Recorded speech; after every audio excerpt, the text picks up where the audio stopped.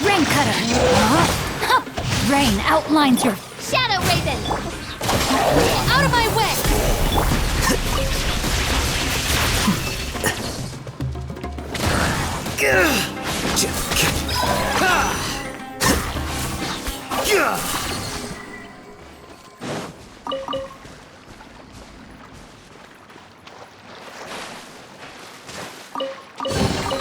Don't let any of it roll away now.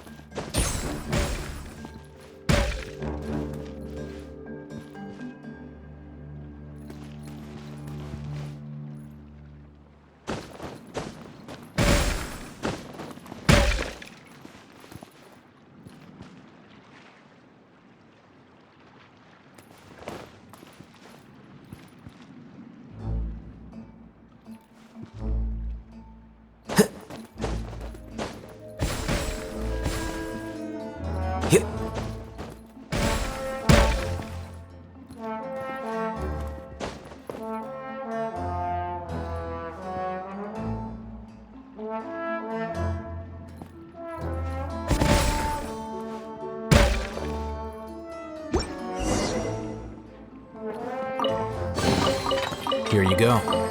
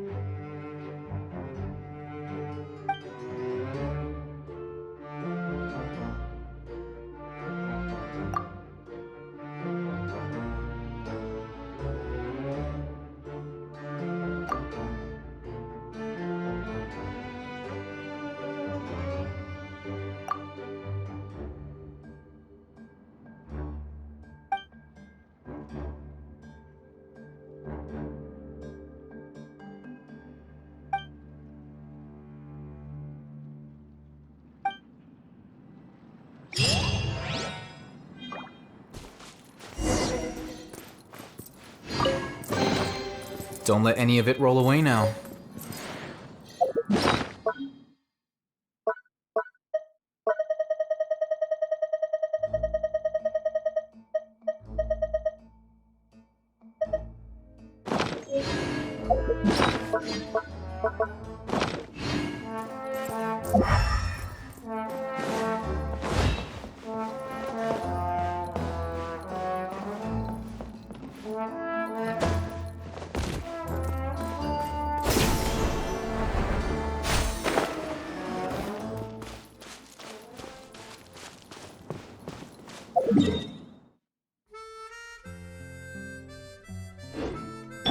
Time to act.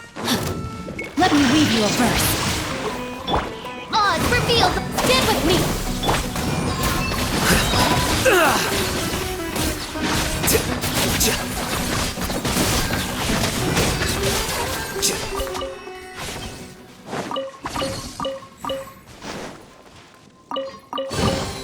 Here you go.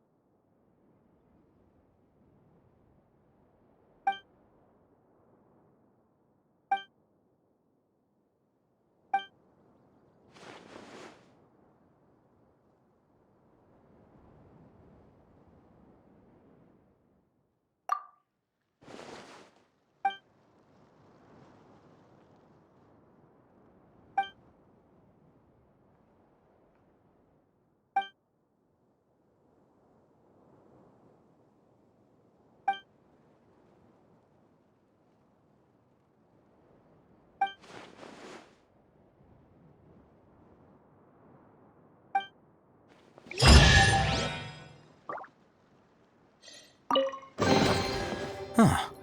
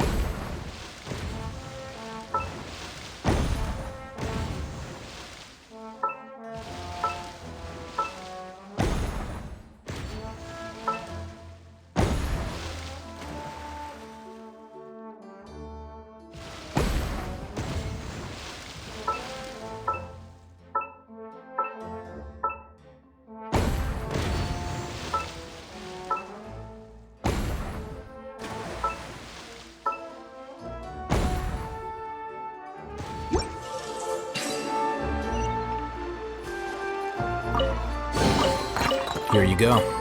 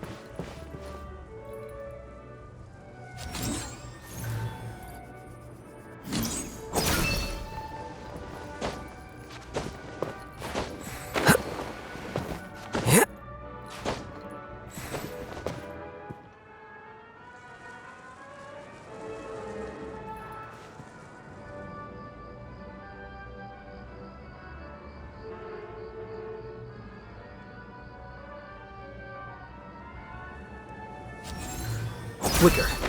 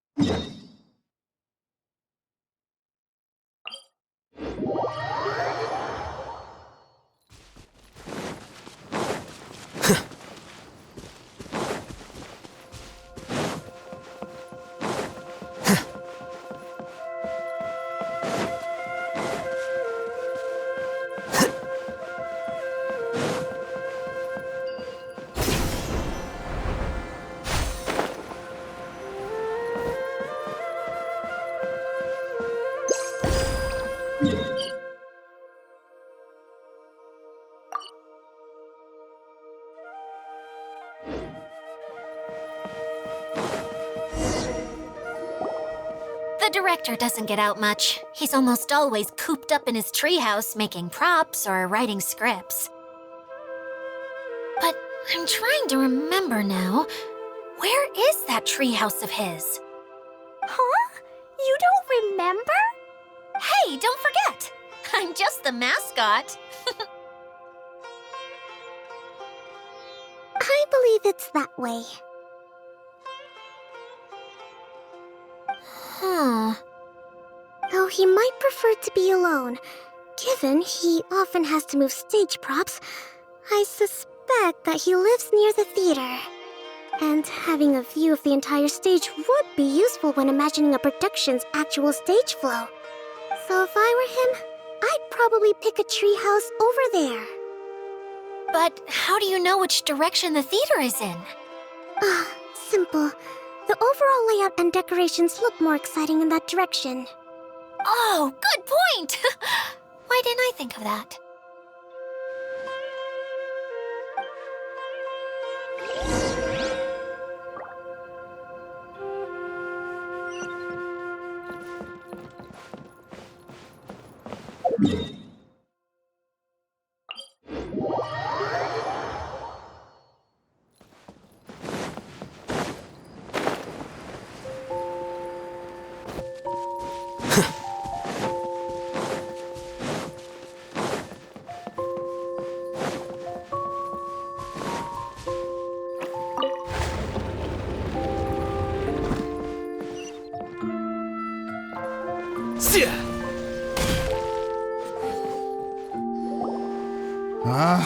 Where did that blasted automation mechanism go? The male actor standees are here, but where are the female ones? Who's that? Idea? Yes, Sosimos! 'Tis I, Idea! How's that for a dramatic entrance? This is a surprise. I was sure you'd be... Curled up in a fetal position, crying to yourself? Wow, what a fascinating little creature. Did you just read my mind? The name's Paimon? And no, Paimon's no mind reader.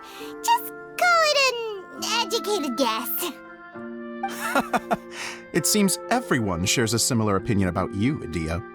I knew from the start that a managerial role wasn't for me. But I found my true calling now. As a mascot! Mascot? Is that a new role? I don't remember casting you for that. Okay, enough about me. I'm just here to introduce you to some new friends of mine.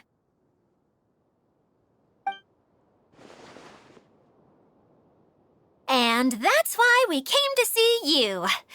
Well, do you have the component that fell out of the central hub? I do. However, I'm afraid the incident has caused many malfunctions with the stage mechanisms, and I can no longer put on any performances. Okay, so you're holding the component ransom till we help you fix the mechanisms, huh? No, till we fix the stage, surely. I'd have thought he wants us to make some more props, no? Given that some of the standees are missing. Or maybe the component is broken and we need to fix it. You're all forgetting that the majority of his work involves writing scripts. I'll wager that he wants us to edit them.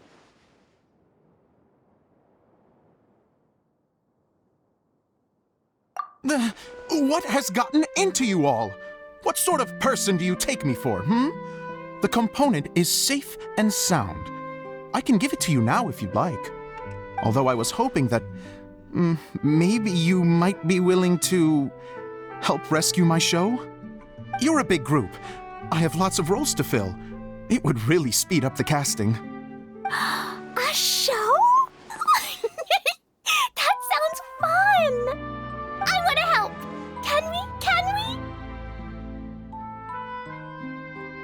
Also, truth be told, I've hit a bit of a roadblock in my script and was just thinking about how to move the story forward. And then you all showed up. Suddenly, I got my muse back. I don't know how to explain it, but Something about seeing all of you finally helped me figure out how to continue my script. Huh? You mean that story you've been stuck on forever? Are you serious? You really think you can finish it now? Yes, really. Just give me a little time, and I'll write it all up. In the meantime, I'll leave things to you, Edea. Whoa! And he's off to write the script. Zosimos has always wanted to write an epic story about a thief and a mage. Apparently, he got the idea from some rumors that were swirling around, but he only got as far as writing the intro before writer's block set in. Why don't you all take some time for yourselves while I see what I can do? We'll reconvene after the director finishes his script.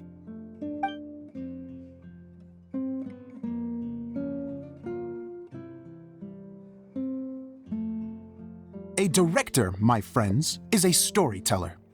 And the key ingredient to every good story is inspiration. The moment I laid eyes on General Sangonomiya, inspiration hit me for a brand new character. The heroine was the missing piece of the puzzle. The rest of the story flowed naturally from there, and now it's finished. So please, take a look through your scripts, and we will tell this story together.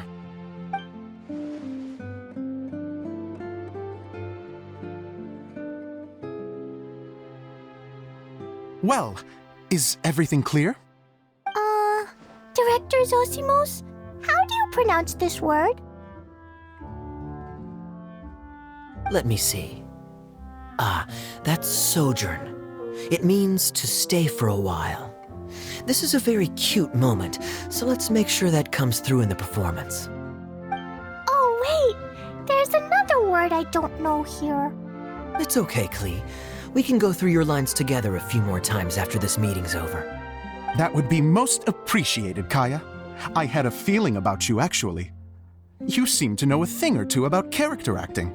Tell me, have you acted before? You're too kind. It's all in the script, really. It just rolls off the tongue. Oh, you think so? Well, you definitely have a knack for it. I've actually been looking out for someone with your talent. If I make it as a big-time director, then I can see us working together for the long term. Be sure to stay in touch, okay? You and I are gonna go places. What can I say? Sounds good to me. Great. Fantastic. Now then, please go through your scripts one more time. But don't just read the words. Remember my notes, and really let the character inhabit you. I need to have a look at the stage, so I'll leave you to it. If you need me for anything, I'll be in the big theater right in the center of this area. Wonder what the theaters are like here.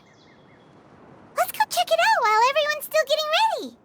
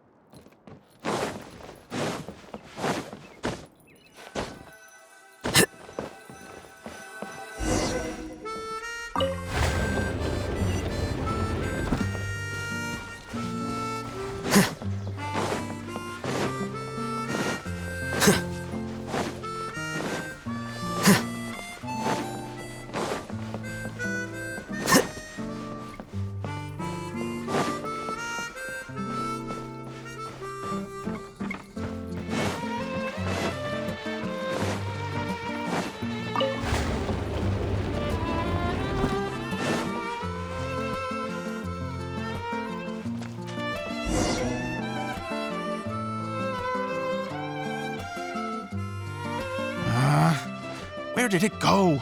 I put it right here. Hey, Zosimos! What you up to? Oh, it's you two. Please, come here. Feast your eyes on this stage. I designed it myself. So, directors have to design the stage too? Oh, I'm no ordinary director. I take a more holistic approach. Directing, script writing, stage design, I do it all. Sounds like a lot of work. Edea wouldn't be able to handle that kind of job. Idea has her work cut out for her too, you know. She's my one and only member of the audience, though she often criticizes my shows. Well, she just says what she thinks. You don't know how to write, or this is getting ridiculous. I think it's because I use preprints in a way that she feels goes against what they're intended for. But even though she's my harshest critic, she's also been my biggest supporter in a lot of ways. I guess you could say she's like my agent. I'm very grateful to her. I've always dreamed of being a director, but I've never had the chance until I came here. So, what did you do before you came here? Like I said, I dreamed. From a young age, every time I came home after a show, I'd go over the story again and again in my mind. Growing up, my biggest aspiration was to be a director. Unfortunately, I couldn't offer much beyond my practical skills, so I ended up spending most of my time as a prop designer and doing a bit of set design on the side. Don't get me wrong, I do love building the set, but nothing satisfies me more than putting on my very own show. No wonder you only wrote director on the sign. Exactly. You're not doing a great job of convincing me that you're not a mind reader. By the way, could I ask you for your help with something? I'm having trouble finding the master script, and I'll need it shortly. The one you only just finished writing? You lost it already? Yeah. After I handed everyone their copies, I held on to my master copy while I was checking on everything around the theater. I must have dropped it somewhere. If it's not here, then it might be in the attic. These are the only two places I've been since I finished writing it. But, I still have some things to do to get the stage ready. Would you two mind having— No problem, we'll find it.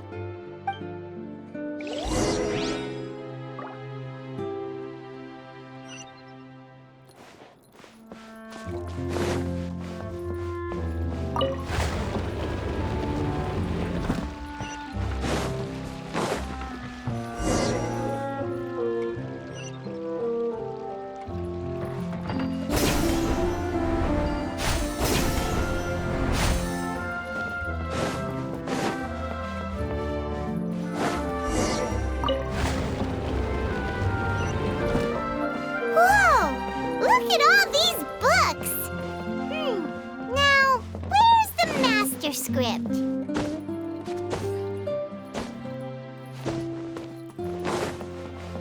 Oh, it sounds like a water droplet is on the second floor.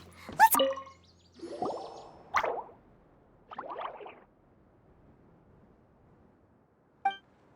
Wow, this is a lot of scripts. Looks like the water droplet has been managing them for the director. Most of them look like works in progress. Then it should be the one that's finished. Okay, let's look for the thickest one and then check the ending. This is the only script that fits the bill. Plus, it looks pretty new. This must be the master script. Let's go give it to Director Zosimos.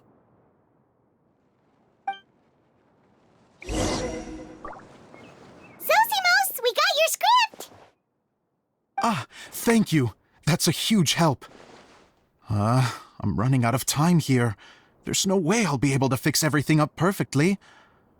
We may just have to wing it. Anyway, the stage is secondary. The performance is what really matters.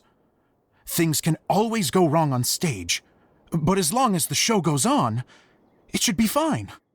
You don't sound very confident in what you're saying. It's true.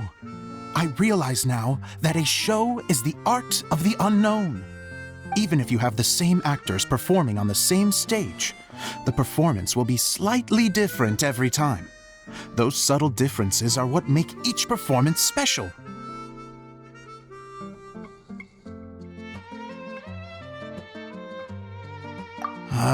Okay. One last request. Traveler, you can enter the preprints, yes? The truth is that my sets are composed entirely of preprints. First, I use materials to make the objects. Then I take those objects and turn them into the preprint. Now, of course, Preprints are really meant for making objects to furnish the domain. So using objects to create preprints is, strictly speaking, the reverse of what this is intended for. But Edea said that if this is what I really want to do, she's not going to stand in my way. So that's what you meant earlier. Okay, well, what do you need us to do? I'd like the Traveler to go into the preprint set and help move props around during the performance.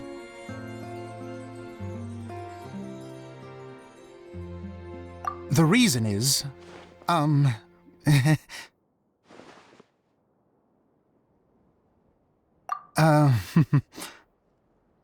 Paimon gets it now. If you're busy directing, moving the props, and operating all the mechanisms, you never get the chance to watch the show. Yes, I know that I'm no master playwright, but still. Even if it really is a half-baked script, with shoddy writing and moments of sheer ridiculousness, I'd still like to see it for myself. Just once. Hard to turn a guy down after a speech like that. Thank you. Genuinely, I'm so grateful. I'll go and inform the others. Then, as soon as you're ready, the show can begin.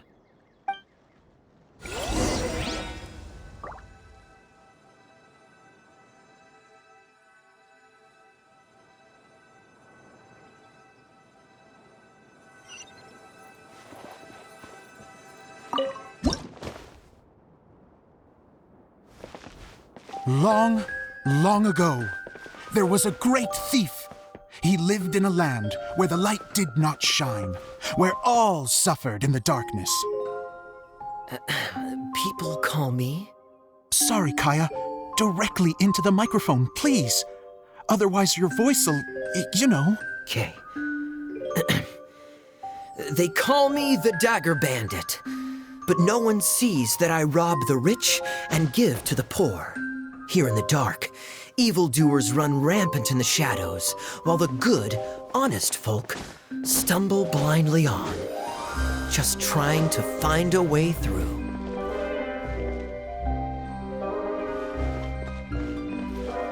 As the bandit brooded, suddenly the world was inexplicably changed as a single star appeared on the horizon and flew across the sky. Traveler, stomp on that movement mechanism in front of you.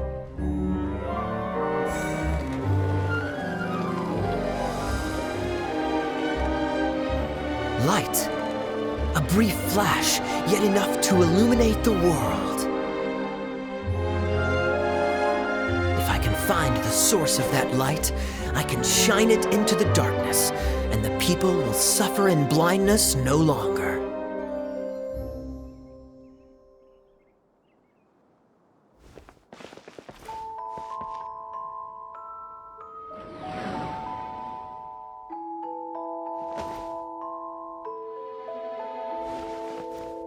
Without a moment to spare, he set off to follow the star's course. All the while, the star kept moving through the sky. Traveler, the star kept moving through the sky.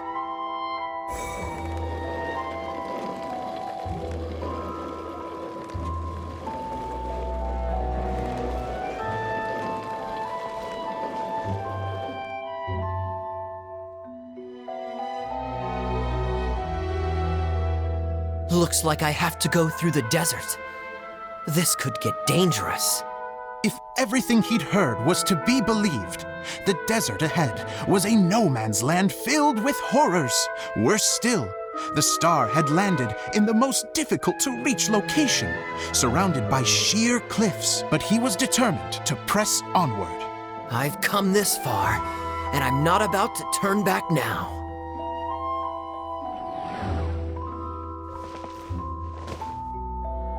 The Dagger Bandit trekked deep into the desert wasteland.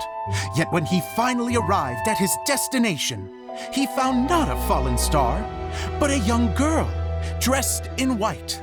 How strange. I'm positive this is where the star landed. Young lady, do you know where the light has gone?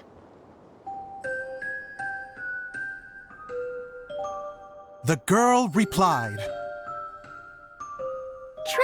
from afar. The light you seek is only a bottled flame. But the flame has now died, and its light is long gone. Bottled flame? Yes, it was a gift from another. And so, the girl began to tell the story of how the bottle came into her possession. The girl hailed from a kingdom that sat atop the waterfalls. But when the reigning dynasty fell and a new one seized power, she and her people fled for their lives. A thick fog began to fill the air as she made her way through the forest, and dense thickets tried to block her path. There is a mechanism down there that you can press to retract the thicket board below the stage.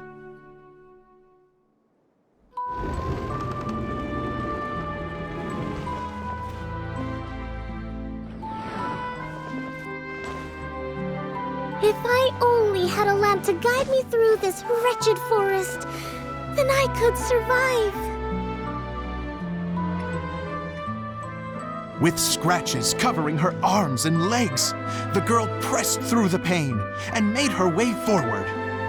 The road ahead was arduous, but she was determined to press onward. I've come this far, and I'm not about to turn back now.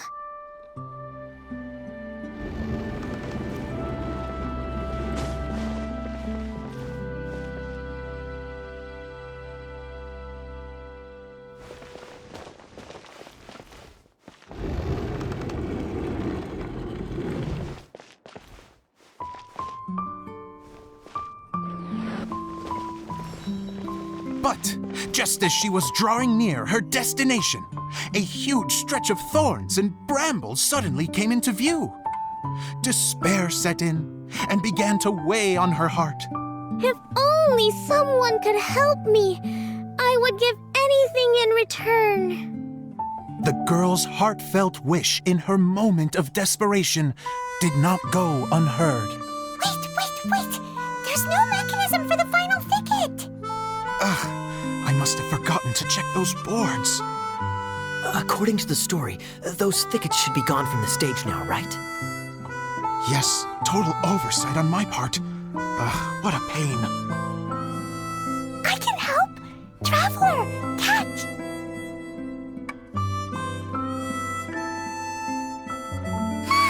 It's a Jumpy Dumpty! The girl's heartfelt wish did not go unheard, for a Jumpy Dumpty who was passing by helped to clear a path for her. Oh, thank you, Jumpy Dumpty. And so the girl continued her journey deeper into the forest. But what she found there was not a lamp, but a mage glowing with fire. So, just to clarify, it was supposed to be the mage who helped burn a path through the thicket. Save it for the end, man! The mage took pity on the girl and handed her a bottle. Then, the mage began to tell the story of how the bottle came into her possession. The fiery mage had an adventurous spirit and enjoyed taking long journeys. On one such journey, while taking rest in an oasis, she found a beautiful bottle by a crescent-shaped lake. Klee, quick! Get in the light! Coming! She was an extraordinary mage with the power to grant people their wishes. She turned the bottle into a thing of equally extraordinary power. But the only place that it could make wishes come true was inside of the bottle. Oh me! Oh my! Look at this wonderful bottle of mine! It could make a fine toy. But better still, a sojourner's home. The fiery mage blew into the bottle, allowing it to grant one single wish outside its glass walls. Supposed to blow into it? Whew. Wow, it lit up! A flame was kindled within the bottle, and it began to glow a fiery red, just like the mage herself.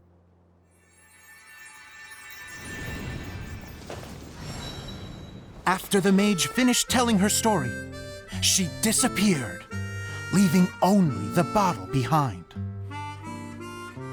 A magic bottle that can grant wishes. And I wish to leave this place and go somewhere where no one will ever find me again. And then? The bottle seemed to softly inquire.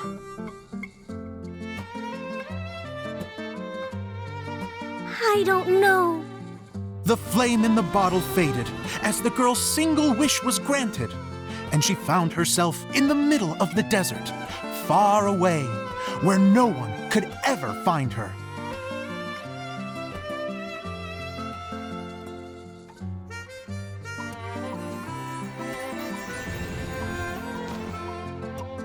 When the Dagger Bandit listened to her story, he sighed in disappointment that the flame with the power to grant wishes outside of the bottle had already died.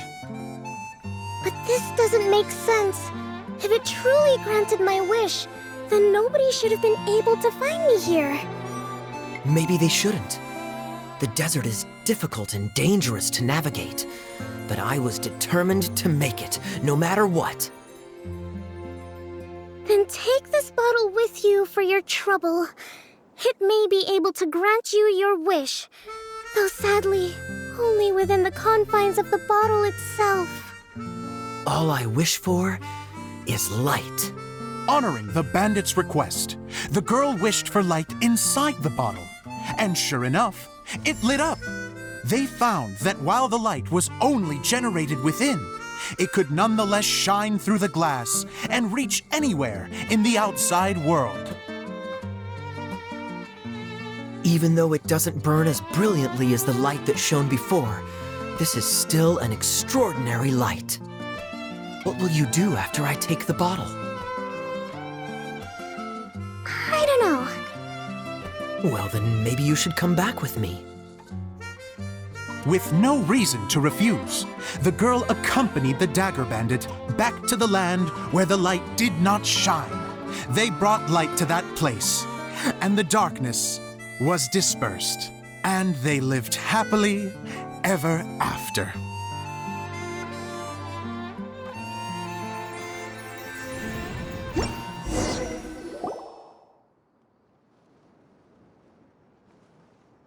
And we're done! Seems the show went pretty well.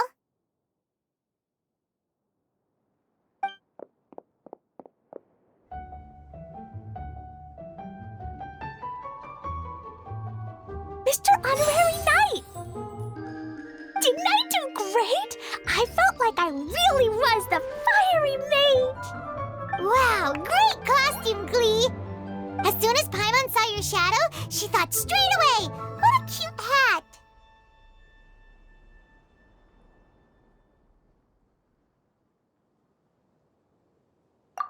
Glee loves it! Thanks, Mr. Zosimos! Oh, wait! No, I mean, Mr. Director. Mr. Director? Huh, no one's ever called me that before. Thank you, my dear little mage. Thank you so much. Oh, I'm so happy. Miss Adia said that she tailored it a little bit so it would fit me, but you were the one who designed and made it. You're amazing. Yeah, that's amazing! And it sounds like Adia did a great job too. It was nothing really. Just one of those, oh no, whatever shall I wear to the ball moments. Sewing comes in handy at times like that. Sewing is an art in its own right. You're more talented than you give yourself credit for, Adia. Really? Oh, I'm just gonna go for a second. Please, chat amongst yourselves. She gets embarrassed so easily. She really can't handle being in the spotlight. Idea's a sensitive person and doesn't have a whole lot of self-confidence. I hope all the excitement hasn't brought her to tears. Oh.